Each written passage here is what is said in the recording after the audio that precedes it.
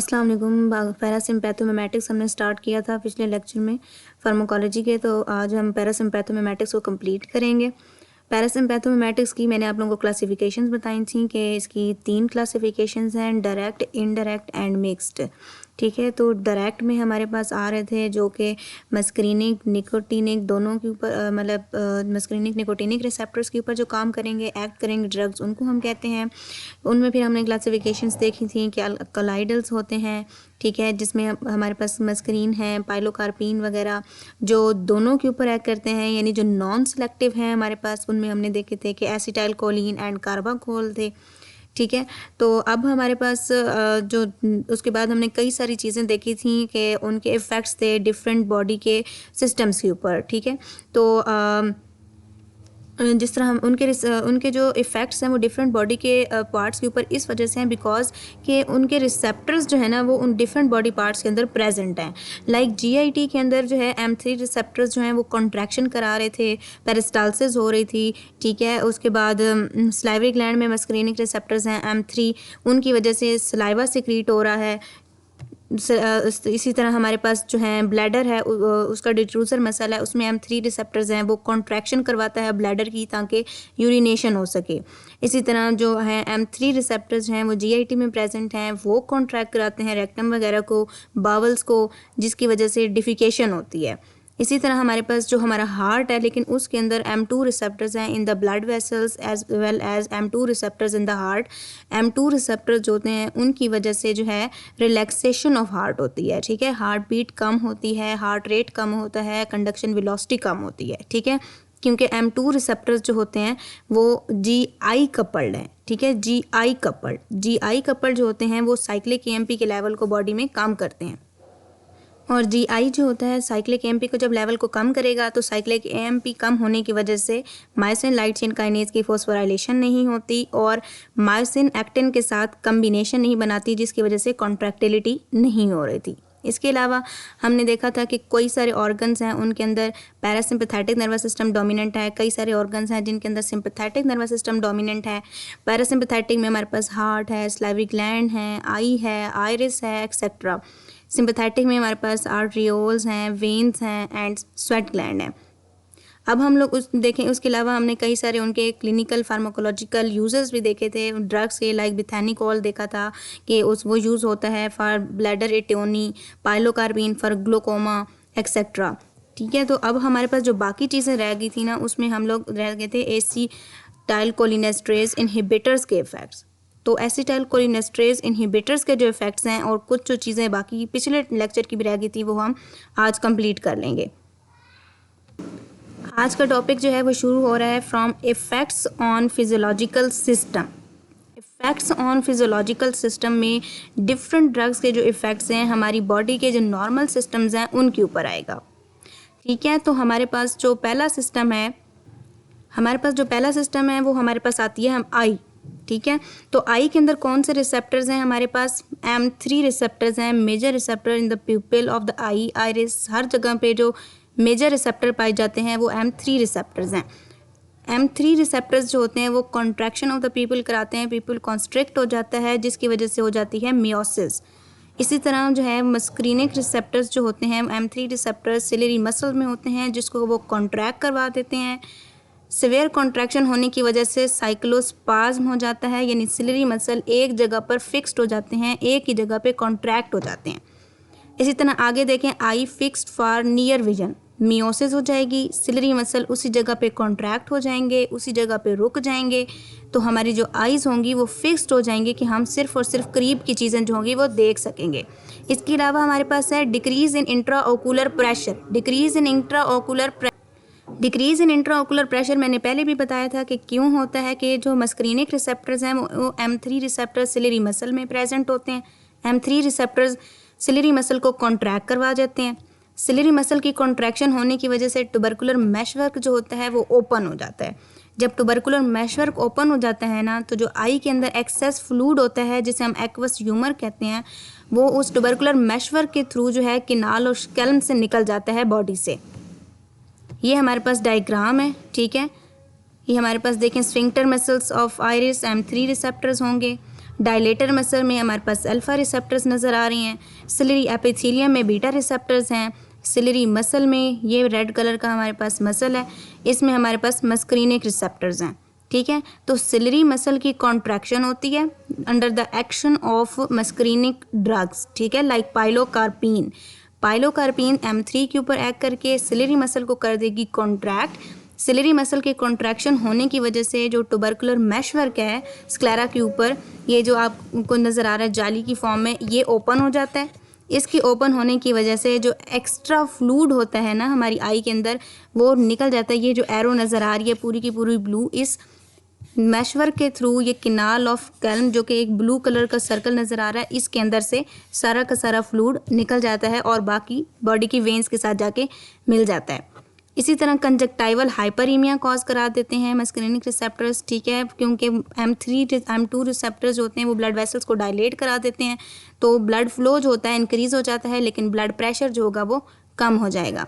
Accommodation जो होती है, यानी हम सिर्फ और सिर्फ करीब की चीज़ें देख पाएंगे, दूर की चीज़ें नहीं देख पाएंगे, बिकॉज पीपल उसी पॉइंट पर कॉन्स्ट्रिक्ट कर गया है और जो सिलरी मसल है उनका स्पाज्म हो गया है, वो उसी जगह पर फिक्स हो जाएंगे। GVIT के इफेक्ट्स मैंने पिछले लेक्चर में बताए थे। M3 रिसेप्टर्स हैं in the bladder, in the bowel walls, तो उनकी वजह से जब उनकी कॉन्ट्रैक्शन होगी तो स्मूथ मसल्स जब कॉन्ट्रैक्ट करेंगे पेरिस्टालसिस इंक्रीज़ हो जाएगी। Increase in the movement of the food from the oesophagus to the colon and from colon to rectum and then defecation.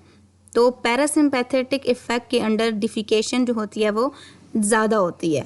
इसी तरह जो है decrease in tone of sphincters, ये भी मैंने बताया था कि स्फिंक्टर्स जो होते हैं वो रिलैक्स करते हैं, बावल जो होते हैं वो कॉन्ट्रैक्ट करते हैं। दोनों जगहों पर रिसेप्टर्स M3 ही हैं, बट स्फिंक्टर्स में रिलैक्सेशन होने की वजह है anatomical differences inner circular and outer longitudinal muscles होने की वजह से।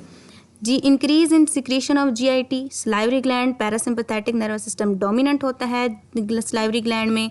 M3 रिसेप्टर्स होते हैं, M3 रिसेप्टर्स होने की वजह से सिक्रीशन जो होती है वो पैरासिम्पैथेटिक नर्वस सिस्टम के कंट्रोल में इंक्रीज़ हो जाती है। नेक्स्ट है हमारे पास जो मेन चीज़ आती है आज के लेक्चर की, therapeutic uses of acetylcholinesterase inhibitors, नियोस्टिगमीन, पिरिडोस्टिगमीन, फिजोस्टिगमीन। जो पिछले लेक्चर में मैंने आप लोगों को क्लासिफिकेशन बताई थी, अब हमने उन्हीं ड्रग के थेराप्यूटिक यूजेस देखने हैं कि उन ड्रग्स के को हम कहाँ कहाँ किस किस डिजीज़ में इस्तेमाल करते हैं। ये सारी हैं, इस लिस्ट को याद रख लें। पेपर में 7 मार्क्स का अगर क्वेश्चन आ जाता है फुल तो ये लिखने में आसानी हो। इस चैप्टर में से SCQs आते होते हैं, पास पेपर्स में भी आप लोग देख सकते हैं कि इस चैप्टर में से या तो पैरासिम्पैथोमिमेटिक डायरेक्ट एक्टिंग के ऊपर 7 मार्क्स का क्वेश्चन आया होता है, या जो है कंबाइन करके एक सवाल दे देते हैं कि 7 यूजेस ऑफ पैरासिम्पैथोमिमेटिक्स और उनकी कॉन्ट्रा इंडिकेशंस बता दें। तो therapeutic uses of acetylcholinesterase inhibitors like neostigmine, pyridostigmine etcetera, इनके ये सारी की सारी लिस्ट है। यानी पैरालिटिक इलियस में यूज़ होते हैं एंड एटोनी ऑफ ब्लैडर में। इसके लिए हम बिथैनिकोल भी यूज़ करते हैं और वो बेहतर है फ्रॉम एसिटाइलकोलिनेस्टरेज इनहिबिटर्स नियोस्टिगमीन। नेक्स्ट है हमारे पास है glaucoma and other ophthalmic conditions, इनमें भी यूज़ होते हैं, लेकिन ग्लोकोमा में हम पाइलोकार्पिन भी यूज़ करते हैं और पाइलोकार्पिन बेहतर है। मियास्थीनिया ग्रेविस, ये बहुत इंपॉर्टेंट है, इसकी सारी की सारी हम आगे देखेंगे इसकी क्या क्या इस मैनेजमेंट है। अल्जाइमर डिजीज़ में हम इसको यूज़ कर सकते हैं। प्रोफाइलैक्सिस इन एसिटाइलकोलिनेस्टरेज इनहिबिटर पॉइजनिंग, एसिटाइलकोलिनेस्टरेज इनहिबिटर्स की पॉइजनिंग भी हो जाती है जो कि ऑर्गेनोफॉस्फेट हैं, कंपाउंड्स हैं सारिन, सुमन एक्सेट्रा। एंटीडोट क्या है? ये है एंटीडोट हैं for anticholinergic drugs, severe atropine poisoning में भी हम इनको इस्तेमाल करते हैं। Scabicide, insecticide, anti helminthic and reversal और न्यूरोमस्कुलर ब्लॉक, ये सारे के सारे तो हैं याद करने वाले के जो हैं ये थेराप्यूटिक यूजेस हैं। अब इन हर डिजीज़ में कौन सा ड्रग हम यूज़ करते हैं ये याद करना है। ये इसलिए याद करना है कि आपको अभी से पता होगा कि इस डिज़ीज़ के लिए या इस कंडीशन के लिए मैंने ये मेडिसिन प्रिस्क्राइब करनी है, तो आप लोगों को एवरीडे जो आपकी लाइफ है उसमें भी आसानी हो जाएगी। ठीक है, तो ये बात इन स्लाइड्स को आपने गौर से देखना है। जो पहला पॉइंट था पैरालिटिक इलियस एनेटोनी और यूराइनरी ब्लैडर, उसमें हम लोग यूज़ करते हैं neostigmine is a preferred agent for this condition, लेकिन हम इसमें बिथैनिकोल को भी यूज़ करते हैं और बिथैनिकोल को हम प्रेफर करते हैं ओवर नियोस्टिगमीन। इस तरह नियोस्टिग्मीन जो है वो हमारे पास, मैंने एक एग्जांपल बताई थी कि मिक्स्ड एक्टिंग जो हमारे पास पैरासिम्पैथोमिमेटिक्स हैं उनमें नियोस्टिग्मीन भी आती है। तो नियोस्टिग्मीन डायरेक्टली क्या करेगी, हमारे पास NM रिसेप्टर्स को स्टिमुलेट करती है और इनडायरेक्टली एसिटाइलकोलिनेस्टरेज इनहिबिटर है ये।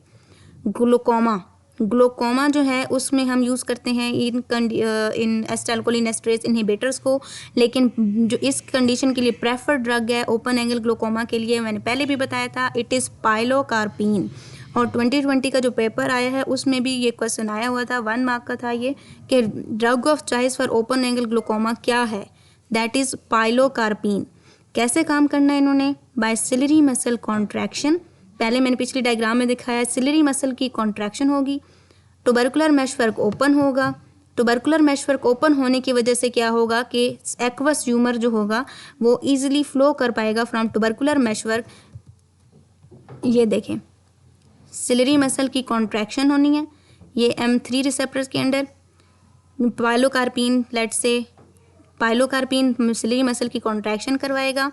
ट्यूबरकुलर मैशवर्क ये जो जाली की फॉर्म में है ये ओपन हो जाएगा, और ये एरो देखें ब्लू कलर का पूरा, इसके थ्रू जो है एक्वस ह्यूमर इस ट्यूबरकुलर मैशवर्क के थ्रू बाहर निकल जाएगा into the canal of Schlemm, और कैनाल ऑफ स्कैल्म के through into the veins.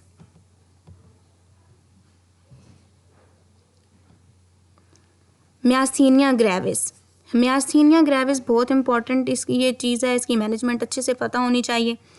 Myasthenia gravis में हमारे पास एसिटाइलकोलिनेस्टरेज इनहिबिटर्स की क्या यूजेस हैं, वो हम 2 तरह के यूजेस हैं, एक है इसकी डायग्नोसिस और दूसरा है इसके ट्रीटमेंट। डायग्नोसिस हम लोग करते हैं बाय एड्रोफोनियम टेस्ट, इस टेस्ट का दूसरा नाम है टेंसिलॉन टेस्ट, ठीक है, इसका नाम याद रखना है, एड्रोफोनियम टेस्ट या टेंसिलॉन टेस्ट। इसमें हम लोगों ने करना क्या होता है कि हमने एक पेशेंट है उसको रैपिडली 2 मिलीग्राम ऑफ एड्रोफोनियम जो होता है वो इंजेक्ट करना है, ठीक है, और 45 सेकंड के लिए वेट करना है, ठीक है, फिर दोबारा से उसे 8 मिलीग्राम जो है वो दोबारा लगा देनी है। तो अगर हमारे पास पॉजिटिव रिस्पॉन्स आए, लेट से पेशेंट जो होता है मियास्थीनिया ग्रेविस का, उसमें मस्कुलर पावर डिक्रीज़ हो जाती हैं, ड्रूपिंग ऑफ सलाइवा होता है, आईलिड्स ड्रूप कर जाती हैं वगैरह वगैरह। तो अगर उसकी ये कंडीशन इम्प्रूव हो जाती है तो इसका मतलब ये है कि उस पेशेंट को मियास्थीनिया ग्रेविस है। मियास्थीनिया ग्रेविस में पेशेंट के जो मसल्स होते हैं वो वीकेंड हो जाते हैं। इसके अलावा डायरेक्ट एसिटाइलकोलिन रिसेप्टर एंटीबॉडीज़ जो होती हैं वो भी हम इस्तेमाल कर सकते हैं, लेकिन एड्रोफोनियम टेस्ट जो है वो बेस्ट टेस्ट है for diagnosis of myasthenia gravis. मैंने इसकी 2 चीज़ें बताई थी कि myasthenic crisis and cholinergic crisis. Cholinergic crisis जो होते हैं वो ऐसे पेशेंट्स में होते हैं जो कि कॉन्टीन्यूसली जो है वो कहते हैं कि हमने ड्रग ले लेनी है इकट्ठी। कोलिनर्जिक क्राइसिस में क्या होता है कि जो पेशेंट होता है ना वो एक्सेस अमाउंट ऑफ मेडिसिन ले लेता है कि भाई मैं एक ही दफ़ा ठीक हो जाऊं। तो जब वो एक्सेस अमाउंट ऑफ में लेता है ना तो उसके जो रिसेप्टर होते हैं ना वो डिसेंसिटाइज हो जाते हैं, यानी अब वो जितनी भी अमाउंट में लेगा ना तो उसकी कंडीशन मज़ीद वर्स होगी, ठीक नहीं होगी उसकी एसिटाइलकोलिनेस्टरेज इनहिबिटर्स के थ्रू। उन पेशेंट का एसिटाइलकोलिन उनका न्यूरोट्रांसमीटर डेफिशिएंट होता है। तो अगर वो 1-2 गोलियां, डॉक्टर ने कहा है कि 2 गोलियां लेनी है तुमने, तो पेशेंट 4 गोलियां उठा के खाना शुरू कर देगा, तो रिसेप्टर थक जाएंगे, रिसेप्टर मज़ीद काम नहीं करेंगे। जैसे कि फॉर एग्जांपल एक बंदा है वो कॉन्टीन्यूसली काम किए जा रहा है, हर चीज़ की एक कैपेसिटी है ना, जब वो थक जाएगा तो मज़ीद वो काम नहीं कर पाएगा, बल्कि वो जो होगा वो अपना जो है वो गुस्सा, अपनी अग्रेसिवनेस दूसरों के ऊपर निकालना शुरू कर देता है। इसी तरह जो हमारे पास रिसेप्टर्स होते हैं ना वो भी एक हद तक काम करते हैं। जब वो बिल्कुल डिसेंसिटाइज हो जाएंगे, काम नहीं करेंगे, तो वो काम उल्टा बिगाड़ेंगे ही, तो वो पेशेंट ठीक नहीं होगा। अगर उस पेशेंट को, कोलिनर्जिक क्राइसिस वाले पेशेंट को एड्रोफोनियम हम लगा देते हैं तो उसकी कंडीशन मज़ीद वर्स हो जाएगी। इसके बरक्स हमारे पास होते हैं मियास्थीनिक क्राइसिस। मियास्थीनिक क्राइसिस ऐसे क्राइसिस होते हैं हमारे पास जिनमें जो पेशेंट होता है वो मेडिसिन लेता ही नहीं। जैसे हमारे देहात के लोग हैं, उनको मेडिसिन दे जाती है, कहते हैं हम 1 गोली ले लेंगे, कल नहीं लेंगे, या अपनी मर्ज़ी से टैबलेट्स डॉक्टर की प्रिस्क्रिप्शन को छोड़ के अपनी मर्ज़ी से लेना शुरू कर देते हैं। तो उनमें ये ऐसा होता है कि उनकी जो कंडीशन होती है ना वो ठीक नहीं होती। वो कहते हैं या फिर कुछ लोग अफोर्ड ही नहीं कर सकते इतनी ज़्यादा मेडिसिन लेना, क्योंकि मेडिसिन भी काफ़ी ज़्यादा एक्सपेंसिव है। तो ऐसे जो पेशेंट्स होते हैं ना, वो एक मेडिसिन एक टैबलेट लेंगे, लेट से उसने 2 लेनी थी, वो एक टैबलेट लेगा, तो इस कंडीशन में उसकी कंडीशन ठीक नहीं हो रही, तो उस पेशेंट को भी हम अगर एड्रोफोनियम देंगे तो उसकी कंडीशन इम्प्रूव हो जाएगी। इसका मतलब ये होगा कि वो जो पेशेंट है वो मैस्थीनिक का पेशेंट है और वो मैस्थीनिक क्राइसिस का पेशेंट है और उसकी एड्रोफोनियम से ठीक हो रही है। तो एड्रोफोनियम डायग्नोसिस के लिए भी इम्पॉर्टेंट है और एड्रोफोनियम कोलिनर्जिक क्राइसिस और मैस्थीनिक क्राइसिस को डिफ्रेंशिएट करने के लिए भी इम्पॉर्टेंट है। ये मैंने आप लोगों को बता दिया। ट्रीटमेंट ऑफ मियास्थीनिया ग्रेविस, ठीक है। ट्रीटमेंट ऑफ मियास्थीनिया ग्रेविस में हम लोग ये ड्रग्स यूज़ करते हैं, पेरिडोस्टिगमीन, नियोस्टिगमीन, एम्बिनोनियम, रीवास्टिगमीन, डोनिपैजिल, टेक्रीन एंड मिमेंटीन, ठीक है। तो इनमें से 3-4 भी आप लोगों को याद होना तो काफ़ी है, लेकिन जो है ना कुछ क्विज़ेस वगैरह में अगर क्वेश्चंस आते हैं ना, तो अक्सर जो है ना ये कंपाउंड दैट इज़ टेक्रीन और डोनिपैजिल ये भी दे देते हैं और पूछ लेते हैं कि भाई ये किस चीज़ की मेडिसिन है या किस कंडीशन में हम इनको यूज़ करते हैं। तो याद नाम कम से कम पता हो कि हाँ ये जो मेडिसिन है ना ये मैंने यहाँ पढ़ी हुई है। ये सारी की सारी दूसरी जो बात है ना, ये सारी की सारी जो हैं ये क्वाटर्नरी कंपाउंड्स हैं, यानी ये सारे के सारे चार्ड हैं और पोलर हैं। These are water soluble. ये सारी ड्रग्स जो हैं वो क्वाटर्नरी कंपाउंड्स हैं, यानी सारी की सारी चार्ड कंपाउंड्स हैं, पोलर हैं, वाटर सॉल्युबल हैं, ब्रेन में एंटर नहीं हो सकती बिकॉज जो ब्लड ब्रेन बैरियर है वो सिर्फ और सिर्फ लिपिड सॉल्युबल कंपाउंड्स को ही एंटर होने देता है इनटू द ब्रेन। तो ये सारे के सारे कंपाउंड जो हैं सिर्फ इनका पेरीफ्री के ऊपर ही इफेक्ट आएगा, ब्रेन के अंदर इनका इफेक्ट नहीं आएगा। इस वजह से ये सारे ड्रग्स जो हैं सेफ हैं for the treatment of myasthenia gravis, क्योंकि इनका ब्रेन के ऊपर कोई साइड इफ़ेक्ट नहीं आएगा। साइड इफ़ेक्ट नहीं आएगा बिकॉज ये क्वाटर्नरी हैं, ब्रेन में एंटर नहीं हो पाएंगे।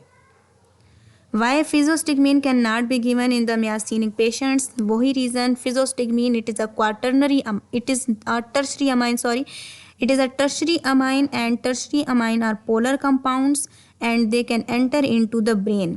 तो इस वजह से जो मियास्थीनिया के पेशेंट्स होते हैं उनको फिजोस्टिगमीन नहीं दे सकते। अगर उनको फिजोस्टिगमीन देंगे तो फिजोस्टिगमीन ब्रेन में एंटर होगा और ब्रेन में जाके साइड इफ़ेक्ट कॉज कराएगा। तो इस वजह से मियास्थीनिया के पेशेंट्स को सिर्फ क्वाटर्नरी अमाइंस ही दे सकते हैं एसिटाइलकोलिनेस्टरेज इनहिबिटर्स में से, जो कि हमारे पास हैं नियोस्टिगमीन, पेरिडोस्टिगमीन, एम्बिनोनियम, टेक्रीन, मिमेंटीन, डोनिपैजिल एक्सेट्रा। स्केबिसाइड, ठीक है, स्किन इन्फेक्शन है, टॉपिकल है, मलाथियन देते हैं। टॉपिकल मलाथियन इसके लिए यूज़ होते हैं, क्यों? बिकॉज ये भी हमारे पास एक टॉपिकल सरफेस के ऊपर डिजीज़ ही होती है, तो इसके लिए हम मलाथियन यूज़ करते हैं। That is an organophosphate irreversible compound, irreversible inhibitor of acetylcholinesterase. Next हमारे पास है इंसेक्टिसाइड्स। इंसेक्टिसाइड्स यानी इंसेक्ट किलर, वीड्स वगैरह को किल करते हैं, ज़्यादातर इनको फार्मर्स यूज़ करेंगे ऑब्वियसली। तो कौन कौन से मेजर कंपाउंड है? मलाथियन एंड पराथियन। लेकिन मलाथियन और पराथियन जो है ना, दोनों की दोनों जो हैं हमारे पास इनएक्टिव कंपाउंड्स हैं। इनको एक्टिव कंपाउंड में मस्ट बी ट्रांसफॉर्म्ड, इनको एक्टिव कंपाउंड में ट्रांसफॉर्म होना ज़रूरी है, तब जाकर ये अपना एक्शन करेंगी। और इनकी एक्टिव फॉर्म्स हैं malaoxon and paraoxon. Malathion is safe in mammals, अगर ये इंसान ले लें या कोई जानवर वगैरह इनको खा लेंगे तो मलाथियन उनके अंदर साइड इफ़ेक्ट इतने ज़्यादा कॉज नहीं करेगा। अदर इंसेक्टिसाइड्स जो हैं वो हमारे पास निकोटीन है एंड कार्बाराइल है। कार्बाराइल इज़ कार्बामेट, यानी इट बिलोंग्स टू नियोस्टिगमीन ग्रुप, यानी नियोस्टिगमीन के मेंबर की का फैमिली मेंबर है ये carbaryl. It is a carbamate. Neuromuscular block, very important. Non depolarising neuromuscular block and depolarising neuromuscular block बहुत इंपॉर्टेंट पॉइंट्स हैं, इनका कॉन्सेप्ट होना बहुत ज़्यादा इंपॉर्टेंट है, आगे भी चैप्टर्स में बहुत ज़्यादा काम आता है। नॉन डीपोलराइजिंग न्यूरोमस्कुलर ब्लॉक का क्या मतलब है? नॉन डीपोलराइजिंग का मतलब ये है, डीपोलराइजेशन का मतलब क्या होता है कि कंडक्शन ऑफ नर्व इम्पल्स, यानी नर्व इम्पल्स गुजर रही है। और नॉन डीपोलराइजिंग का क्या मतलब है कि रेस्ट पर है नर्व, यानी NM जो है वो रेस्ट पर था। तो नॉन डीपोलराइजिंग न्यूरोमस्कुलर ब्लॉक का क्या मतलब है? यानी ऐसे ड्रग्स या वो ड्रग्स जो पैरालिसिस कॉज करते हैं, flaccid paralysis, by directly blocking the NM receptors. यानी जो एनएम रिसेप्टर्स को डायरेक्टली जाके वहाँ पे बैठ जाएंगे और बंद कर देंगे, उनको मज़ीद काम नहीं करने देंगे, उनसे इम्पल्स को गुजरने नहीं देंगे। वो होते हैं नॉन डीपोलराइजिंग न्यूरोमस्कुलर ब्लॉकर्स। वो हम देखेंगे इंशाल्लाह आगे पैरासिम्पैथोलिटिक्स में। एक एग्जांपल मैं दे देती हूँ, टूबोकोरारिन एक्सेट्रा। और नॉन डीपोलराइजिंग न्यूरोमस्कुलर ब्लॉक को हम ठीक कैसे करते हैं? बाय एड्रोफोनियम अगर हमने फ़ौरन ठीक करना है, और नियोस्टिगमीन देना है अगर इतना ज़्यादा मतलब जल्दी नहीं है हमें। तो एड्रोफोनियम और नियोस्टिगमीन दोनों के दोनों एसिटाइल कोलिनेस्ट्रेज इनहिबिटर्स हैं, यानी एसिटाइल कोलिन के लेवल को इंक्रीज करेंगे बाय इनहिबिटिंग द एंजाइम जो ब्रेक करती है एसिटाइल कोलिन को। तो नॉन डीपोलराइजिंग न्यूरोमस्कुलर ब्लॉक में जो एंटेगोनिस्ट था या जो ब्लॉकर था, उसने एनएम के ऊपर जाके बैठा हुआ था और उससे रोका हुआ था उसने काम करने से। तो हमने क्या किया, हमने जो एगोनिस्ट था यानी जो एसिटाइल कोलिन था उसका लेवल बढ़ा दिया। जब उसका लेवल बढ़ गया तो उसने खुद ब खुद उस नॉन डीपोलराइजिंग ब्लॉकर को हटा दिया और अब दोबारा से चीज़ जो है वो नॉर्मलाइज हो गई। नेक्स्ट है हमारे पास डीपोलराइजिंग न्यूरोमस्कुलर ब्लॉक। डीपोलराइजिंग का मतलब ये है कि उसको बार बार उसे कहे कि काम किए जाओ किए जाओ किए जाओ। तो इससे क्या होगा कि वो थक जाएगा, रिसेप्टर थक जाएगा, मज़ीद काम नहीं करेगा वो। तो डीपोलराइजिंग न्यूरोमस्कुलर ब्लॉक में क्या होता है कि रिसेप्टर को बार बार स्टिमुलेट कर करके एक पॉइंट ये आएगा कि रिसेप्टर मज़ीद काम नहीं करेगा, वो रुक जाएगा, यानी वो बिल्कुल स्टॉप हो जाएगा, डिसेंसिटाइज हो जाएगा। तो इसके लिए हमारे पास कोई भी मेडिसिन या ड्रग वगैरह नहीं है, क्योंकि अगर हम मज़ीद देंगे कोई ड्रग लाइक नियोस्टिगमीन तो डीपोलराइजेशन मज़ीद होगी और रिसेप्टर मज़ीद ब्लॉक होगा, यानी मज़ीद डिसेंसिटाइजेशन की तरफ जाएगा, जिस तरह म्यासीनिक क्राइसिस और कोलिनर्जिक क्राइसिस में हो रहा था। तो इसलिए हमें सिर्फ वेट करना होता है। Time is the true reversal of the succinylcholine. ये भी एक MCQ है, ये भी याद रखना है, क्विज़ेस वगैरह में इसको पूछ लेते हैं कि सिर्फ और सिर्फ डीपोलराइजिंग न्यूरोमस्कुलर ब्लॉक के लिए हम सिर्फ इंतज़ार ही कर सकते हैं और कुछ नहीं कर सकते। जो एक चीज़ है जो हम कर सकते हैं वो ये है कि अगर पेशेंट को ब्रीदिंग में मसला हो रहा है, सांस नहीं ले पा रहा, तो हम उसका एयरवे ठीक करते हैं, मेंटेन करते हैं। मस्करीनिक एगोनिस्ट की हमारे पास टॉक्सिकोलॉजी है, ठीक है। हमारे पास जो मस्करीनिक एगोनिस्ट हैं वो हम मशरूम्स वगैरह से भी हमारे पास आते हैं, ठीक है। उनकी वजह से हमारे पास टॉक्सिसिटीज़ आती हैं। मशरूम पॉइजनिंग है हमारे पास माइसीटियम, ये हमारे पास है, ये बहुत इंपॉर्टेंट चीज़ है, इसको याद रखना है कि मस्करीनिक पॉइजन हमारे पास माइसीटिज्म, इसको हम इसलिए कहते हैं क्योंकि that is mushroom poisoning. Mushroom poisoning जो है ना, ये मशरूम पॉइजनिंग इस वजह को हम क्यों कहते हैं, इसको मशरूम पॉइजनिंग इस वजह से कहते हैं क्योंकि जो मस्करीनिक एगोनिस्ट हैं वो सर्टन मशरूम से भी हम लोग लिख देते हैं, लाइक इनोसिब, क्योंकि ये अल्कलाइड्स हैं तो हम इनको मशरूम से भी डिराइव कर सकते हैं। तो इन सब के जो साइड इफ़ेक्ट्स होते हैं ना पॉसिबल, वो सारे के सारे जो होते हैं ना वो मस्करीनिक इफ़ेक्ट्स होते हैं। मस्करीनिक इफ़ेक्ट कौन से हैं? लाइक नोज़िया, वॉमिटिंग, डायरिया, ये हमने पीछे भी पढ़े हैं। The side effects of excess stimulation of muscarinic receptors, ये सारे हैं, ये vomiting, diarrhoea, urinary urgency, salivation, sweating, dilation, hypotension, bronchial constriction, सारी की सारी रीज़न है M3 receptors in different organs. इन सब को हम ठीक कैसे कर सकते हैं? By giving the opposite effect of muscarinic agonist. अगर हम एंटेगोनिस्ट दे दें मस्करीनिक का रिसेप्टर्स का, दैट इज़ एट्रोपिन, तो एट्रोपिन क्या करेगा, वो सारे के सारे मस्करीनिक रिसेप्टर को जाके ब्लॉक कर देगा, तो ये जो सारे साइड इफ़ेक्ट्स आएंगे वो नहीं आएंगे। तो हम अगर मशरूम पॉइजनिंग हो जाए तो हम immediately 1 to 2 milligram atropine parenterally patient के अंदर इंजेक्ट कर देते हैं, ताकि ये सारी की सारी जो प्रॉब्लम्स पेशेंट के अंदर आई हैं वो रिवर्स हो सकें। Toxicity of AC inhibitors, toxicity of acetylcholinesterase inhibitors भी बहुत इंपॉर्टेंट है, इसको भी हम देखते हैं। सारे के सारे इसके जो सिम्टम्स हैं ना वो मस्करीनिक की तरह ही हैं, क्योंकि इनका काम सिंपल है, एसिटाइलकोलिन के लेवल को इंक्रीज़ करना, और एसिटाइलकोलिन मस्करीनिक और निकोटिनिक दोनों रिसेप्टर के ऊपर ही एक्ट करेगा, तो सारे सिम्टम्स तकरीबन वही आते हैं। अब इसके अंदर कुछ पॉइंट्स हैं, सुसाइडल इंजेक्शन और एक्सीडेंटल इंजेक्शन में कुछ सिम्टम डिफरेंट आएंगे। अगर GIT में लिया है तो वही सारे, नोजिया, वॉमिटिंग, डायरिया। बाकी effects salivation, urination, defecation, sweating, excess secretions हो जाएंगी तो लैक्रिमेशन, ब्रेडिकार्डिया, हाइपोटेंशन, ये सारे के सारे जो साइड इफ़ेक्ट्स हैं सेम हैं जो हमने पहले पढ़े हैं। अगर हम वो निकोटीनिक इफेक्ट्स मैंने बताया था पहले भी कि निकोटीनिक इफेक्ट ज़्यादातर एन गैंग्लिया के ऊपर भी अगर एक्ट करती है निकोटीन, तो हमारे पास CNS न्यूरोलॉजिकल इफेक्ट्स भी आएंगे। और एम के ऊपर एक्ट करेगी तो हमारे पास मस्कुलर इफेक्ट्स आएंगे, फटीगेबिलिटी होगी, पेशेंट बहुत ज़्यादा थकावट महसूस करेगा, वीकनिंग हो जाएगी, मसल के अंदर ट्विचिंग होगी, फेसिकुलेशंस होंगी और अल्टीमेटली पेशेंट पैरालिसिस का शिकार हो जाएगा, यानी उससे फालज हो जाएगा।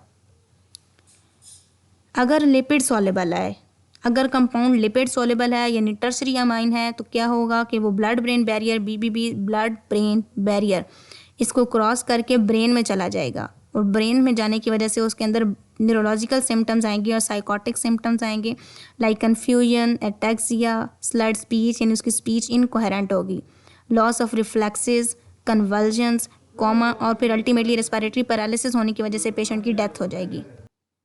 नेक्स्ट हमारे पास है treatment of organophosphate come poisoning, यानी किसी पेशेंट ने अगर ऑर्गेनोफॉस्फेट मलाथियन, पराथियन, सारन, सोमिन ने किसी ने अगर एक्सीडेंटली उसके अंदर चली गई है, तो फिर हमने या वैसे ही किसी ने उसको खिला दिया है, तो फिर उसमें उस कंडीशन में हम उस पेशेंट के साथ उसका ट्रीटमेंट कैसे करेंगे, बहुत इंपॉर्टेंट है SCQ है। सबसे पहले हमने क्या करना है, पेशेंट को रिमूव करना है जिस साइड के ऊपर उसको एक्सपोजर हो रहा है पॉइजन से। सेकंड नंबर पे हमने क्या करना है, उस पेशेंट की जो कॉन्टेमिनेटेड या पॉइजन वाले कपड़े हैं वो रिमूव करने हैं। उसके बाद उसकी बॉडी को वॉश करना है विद प्लेन वाटर, बहुत सारे पानी से। उसके बाद सबसे पहला हमारे पास होना चाहिए कि उसके जो एयरवे है ना वो नॉर्मल होने चाहिए, ताकि उसके अंदर जो उसका सांस है ना वो नॉर्मली आता रहे। तीसरे नंबर पे हमारे पास जो पॉइंट है दैट इज़ आर्टिफिशियल ऑक्सीजन। अगर पेशेंट सांस नहीं ले पा रहा तो हमें उसे आर्टिफिशियल ऑक्सीजन से के थ्रू उसका जो सांस है उसे ठीक करना होगा। तो अगर पेशेंट जो उसका एयरवे मेंटेन नहीं है, यानी उसके जो रेस्पिरेटरी ट्रैक्ट है उसमें कोई ब्लॉक्ड है, तो फिर हमने उसको आर्टिफिशियल रेस्पिरेशन देनी है, यानी उसको वेंटिलेशन के ऊपर देना है। फोर्थ पॉइंट है हमारे पास atropine to antagonise the मस्करीनिक effects, यानी दूसरे जो हमारे पास पॉइंट है ना वो हमारे पास है कि ऑर्गेनोफॉस्फेट कंपाउंड जो उसकी पॉइजनिंग जो है, ऑर्गेनोफॉस्फेट कंपाउंड एसिटाइलकोलिनेस्टरेज इनहिबिटर्स ही हैं। तो एसिटाइलकोलिन के लेवल को इन्होंने इंक्रीज़ करना है, तो मस्करीनिक रिसेप्टर्स के ऊपर भी एक्ट करेगी और निकोटीनिक के ऊपर भी। तो मस्करीनिक की वजह से क्या होगा, salivation, bradycardia, hypotension, urination, salivation, lacrimation, यानी कई सारे इफेक्ट्स आएंगे। तो उस सब को हमने अगर रोकना है तो हम उसको मस्करीनिक इफेक्ट को रोकने के लिए एट्रोपिन दे देंगे, जो कि एंटागोनिस्ट है मस्करीनिक रिसेप्टर्स का। एसिटाइलकोलिनेस्टरेज रिएक्टिवेटर्स भी हम लोग दे सकते हैं, एसिटाइलकोलिनेस्टरेज रिएक्टिवेटर्स भी दे सकते हैं, जिनमें हमारे पास पैरालिडोक्साइम, ऑक्साइम कंपाउंड्स होते हैं। ये निकोटीनिक इफेक्ट्स को रिवर्स करने के लिए हम लोग देते हैं। 6 पॉइंट पे हमारे पास है डियाज़ेपाम टू ट्रीट कन्वल्जन्स। डियाज़ेपाम जो है वो सेडेटिव हिप्नोटिक कंपाउंड है और इसको हम यूज़ करते हैं फॉर कन्वल्जन्स को, सीजर्स वगैरह को रोकने के लिए या रिलैक्सेशन कराने के लिए पेशेंट की। एसिटाइलकोलिनेस्टरेज रिएक्टिवेटर्स और ऑक्साइम्स कैसे काम करते हैं। एसिटाइलकोलिन, एसिटाइलकोलिनेस्टरेज, एसिटाइल, ये हमारे पास फ्री कोलिन, यानी ये नॉर्मली क्या कम होता है सारा सिस्टम। तो और अगर ऑर्गेनोफॉस्फेट कंपाउंड आ गया तो उसने क्या करना है, उसने एसिटाइलकोलिनेस्टरेज के साथ लगना है, फॉस्फोराइलेटेड एसिटाइलकोलिनेस्टरेज बनानी है और साथ में फ्री कोलिन बनानी है। फॉस्फोराइलेटेड एसिटाइलकोलिनेस्टरेज जो है ना ये स्टेबल कंपाउंड है, ये मतलब कि मच मोर स्टेबल कंपाउंड है एज़ कम्पेयर टू ऑक्सीजन वाली जो फॉस्फोट कंपाउंड होती है। Breakage of 1 oxygen bond phosphate bond, इस प्रोसेस को हम कहते हैं एजिंग। यानी अगर एक ऑक्सीजन बॉन्ड जो है एसिटाइलकोलिनेस्टरेज का फॉस्फेट के साथ होता है और एक होता है ऑक्सीजन के साथ, तो जो फॉस्फेट वाली होती है ना वो ज़्यादा स्टेबल होती है और ज़्यादा मुश्किल से टूटती है, यानी ये बॉन्ड बहुत मुश्किल से टूटता है फॉस्फेट और एसिटाइलकोलिनेस्टरेज का। दूसरा होता है ऑक्सीजन के साथ, अगर ऑक्सीजन वाला बॉन्ड ब्रेक हो जाए ना तो फॉस्फोराइलेटेड एसिटाइलकोलिनेस्टरेज इंतहाई स्टेबल हो जाएगी। तो breakage of oxygen 1 oxygen bond जो होता है ना उसको हम कहते हैं एजिंग। ऑक्साइम्स इफ़ेक्टिव होते हैं क्योंकि ऑक्साइम जो होते हैं उनके पास ज़्यादा एबिलिटी होती है कि वो बाइंड कर सकें विद एसिटाइलकोलिनेस्टरेज, यानी वो लोग जो हैं वो ज़्यादा उनके पास अफिनिटी होती है for the phosphate compound in the acetylcholinesterase. Pralidoxime organophosphate poisoning की बहुत इंपॉर्टेंट ड्रग है। प्रेलिडोक्साइम जो है वो एंटागोनिस्ट है, केमिकल एंटागोनिस्ट है ऑर्गेनोफॉस्फेट कंपाउंड्स की, ठीक है। तो अगर ऑर्गेनोफॉस्फेट कंपाउंड एसिटाइलकोलिनेस्टरेज के साथ लगे हुए हैं और हम प्रेलिडोक्साइम दे देंगे तो प्रेलिडोक्साइम ऑर्गेनोफॉस्फेट को वहाँ से रिप्लेस कर देंगे। ये केमिकल एंटागोनिस्ट हैं इनको ऑर्गेनोफॉस्फेट कंपाउंड्स के। Atropine is an antagonist of muscarinic agents. Muscarinic receptors को जो इफेक्ट्स हैं सलिवेशन वगैरह या वो जो कई सारे हैं, एक लिस्ट है पूरी, उसको अगर हमने रिवर्स करना है या उनको हमने ब्लॉक करना है तो हम एट्रोपिन दे देते हैं। लेकिन एट्रोपिन सिर्फ मस्करीनिक इफेक्ट्स को कंट्रोल करेगी, निकोटिनिक इफेक्ट्स, फटीग और जो है ना फेसिकुलेशंस, कन्वर्जेंस, उनको ठीक नहीं करेगी। तो निकोटिनिक इफेक्ट्स को हमने ठीक करने के लिए जो है ना वो हमने क्या दे देना है, वो हमने दे देने हैं प्रेलिडोक्साइम। प्रेलिडोक्साइम निकोटिनिक इफेक्ट्स को कंट्रोल कर लेगा। लेकिन प्रेलिडोक्साइम का भी याद रखना है कि प्रेलिडोक्साइम भी एजिंग से पहले देने, यानी ऑक्सीजन फॉस्फेट बॉन्ड टूटने से पहले प्रेलिडोक्साइम देंगे तो प्रेलिडोक्साइम का कोई इफेक्ट आएगा, वरना नहीं आएगा। प्रिवेंशन अगर हमने करनी है ऑर्गेनोफॉस्फेट पॉइजनिंग की तो हमने उसके लिए क्या यूज़ करना है, ये हमारे पास क्विज का पॉइंट है, पेरिडोस्टिगमीन प्लस एट्रोपिन किट। यानी ये किट आती है जिसके अंदर एट्रोपिन और फिर पेरिडोस्टिगमीन दोनों कंपाउंड्स होते हैं। तो इसको हम प्रिवेंशन के लिए यूज़ करते हैं। फॉर एग्जांपल अगर ऑर्गेनोफॉस्फेट कंपाउंड की पता है कि भाई उससे लाजमी एक्सपोजर होना ही होना है तो पेशेंट को पहले ही पेरिडोस्टिगमीन एट्रोपिन किट दे देते हैं ताकि इफ़ेक्ट्स आए ही ना, यानी इफ़ेक्ट्स आने से पहले उनको रोक लिया जाए। पेरिडोस्टिगमीन जो होती है वो उसको हमने क्या करना है, उसको हमने पेरिडोस्टिगमीन जो है ना उसका हमारे पास बहुत इंपॉर्टेंट रोल है। पेरिडोस्टिगमीन जो है वो रिवर्सिबल है, उसको हम रिवर्स उसके इफेक्ट को कर सकते हैं। पेरिडोस्टिगमीन एट्रोपिन हमने किट दी, एट्रोपिन ने मस्करीनिक इफेक्ट को कंट्रोल कर लिया, पेरिडोस्टिगमीन ने क्या किया, जाके बाइंड कर लिया विद जो एसिटाइलकोलिनेस्टरेज की एक्टिव साइट है उसके साथ, जहाँ पे ऑर्गेनोफॉस्फेट ने जाके लगना था। अब ऑर्गेनोफॉस्फेट अगर गया भी है ना बॉडी के अंदर तो उसको जगह ही नहीं मिली जहाँ पे वो एसिटाइलकोलिनेस्टरेज के साथ बाइंड कर सके, वहाँ पे तो पहले ही पेरिडोस्टिगमीन बाइंडेड है। जो है पेरिडोस्टिगमीन का दूसरा हमारे पास क्या फ़ायदा होता है कि पेरिडोस्टिगमीन का जो इफेक्ट है कुछ घंटों के अंदर ख़त्म हो जाता है और दोबारा से जो है वो बॉडी जो है वो ठीक नॉर्मलाइज हो जाती है और उस देर में जो है ऑर्गेनोफॉस्फेट जो एजेंट्स हैं वो कम बॉडी से क्लियर हो जाते हैं। लेकिन जो पेरिडोस्टिगमीन का इफेक्ट है ना वो सिर्फ पेरिफेरल नहीं रहता है सीएनएस में, क्योंकि पेरिडोस्टिगमीन एंटर नहीं हो सकती है। ये एक क्वाटरनरी अमाइन है और वाटर सोल्युबल है। ये हमारे पास अब आते हैं यूएचएस के इंपॉर्टेंट एससीक्यूज। 7 मार्क्स का क्वेश्चन अक्सर आ जाता है कि पैरासिम्पैथोमिमेटिक्स के या हैं उनके यूजेस बताएं, थेरेप्यूटिक यूजेस और उनकी contraindications. Bronchial airway hyper activity, इसको हम मेथाकोलिन चैलेंज टेस्ट यूज़ करते हैं एस्थमेटिक पेशेंट्स को डायग्नोस करने के लिए। पोस्ट ऑपरेटिव इलियस वगैरह, यूरिनरी रिटेंशन, न्यूरोजेनिक ब्लैडर वगैरह, बिथेनिकोल, इटोनियो ब्लैडर भी हम इसे कहते हैं। पोस्ट ऑपरेटिव अब्डोमिनल डिस्टेंशन है, गैस्ट्रिक एटोनिया है तो भी हम बिथेनिकोल देंगे। ग्लूकोमा है, पाइलोकार्पिन देंगे, मेजर कंपाउंड है, नियोस्टिगमीन भी दे सकते हैं। ग्लूकोमा है इसके और अदर हैं तो फिजोस्टिगमीन, इकोथायोपेट ये भी कंपाउंड दे सकते हैं। पैरालिटिक इलियस, एटोनियो ब्लैडर, बिथेनिकोल भी देते हैं और नियोस्टिगमीन भी देते हैं। कॉन्ट्राइंडिकेशन, यानी इन कंडीशन में हमने किसी सूरत पैरासिम्पैथोमिमेटिक्स नहीं देने। पहला हमारे पास है ब्रोंकियल एस्थमा। किसी पेशेंट को अगर एस्थमा है तो उसको नहीं देना, बिकॉज जो हमारा ट्रैकियोब्रोंकियल ट्री है वहाँ पे बीटा 2 M3 का कम्बिनेशन है। अगर हम दे देते हैं उसे पैरासिम्पैथोमिमेटिक और लाइक पाइलोकार्पिन या बिथेनिकोल तो M3 के ऊपर एक्ट करके वो ब्रोंकियल या ट्रैकियोब्रोंकियल ट्री के मसल्स को कॉन्ट्रैक्ट करवा के मज़ीद उसका जो एयरवे है उसको कॉन्स्ट्रिक्ट कर देंगे, तो पेशेंट स्टेटस एस्थमेटिकस में भी जा सकते हैं। पेप्टिक अल्सर हो सकती है, पेप्टिक अल्सर की में भी हमने कभी नहीं देना इनको पैरासिम्पैथोमिमेटिक्स को, बिकॉज ये सिक्रीशंस को इंक्रीज़ करते हैं। तो पेप्टिक अल्सर में पहले ही हमारे पास HCl का जो कंडीशन है या HCl कंपाउंड है वो बहुत ज़्यादा निकल रहा होता है तो सिक्रीट हो रहा होता है। तो हमने इसको मज़ीद अगर पैरासिम्पैथोमिमेटिक्स दे के सिक्रीशन बढ़ाएंगे तो पेप्टिक अल्सर वर्स हो जाएगी, तो इनमें भी नहीं देना। हाइपरथायराइडिज्म में नहीं देना, एट्रियल फिब्रिलेशन में नहीं देना। Atrial fibrillation, atrial Flutter, heart की कंडीशंस हैं, ब्रेडिकार्डिया है, उनमें किसी सूरत नहीं देना, बिकॉज इन्होंने उसके वर्स काम करना है, उल्टा इसको मज़ीद बढ़ा देंगे। मायोकार्डियल इन्फाक्शन विद हाइपरटेंशन, इस कंडीशन में भी हमने जो है ये कोलिनोमिमेटिक्स को प्रिस्क्राइब नहीं करना। इसके अलावा ऐसी चंद और भी कॉन्ट्राइंडिकेशंस हैं जो मैंने like GIT obstruction, urinary tract obstruction, इन कंडीशन में भी हमने इनको नहीं देना। निमोनिक्स हैं, इनको याद करने के लिए पैरासिम्पैथोमिमेटिक्स का जो पहला पॉइंट्स हैं मस्करीनिक वाले, direct acting Ali can be succeeded very nice painting.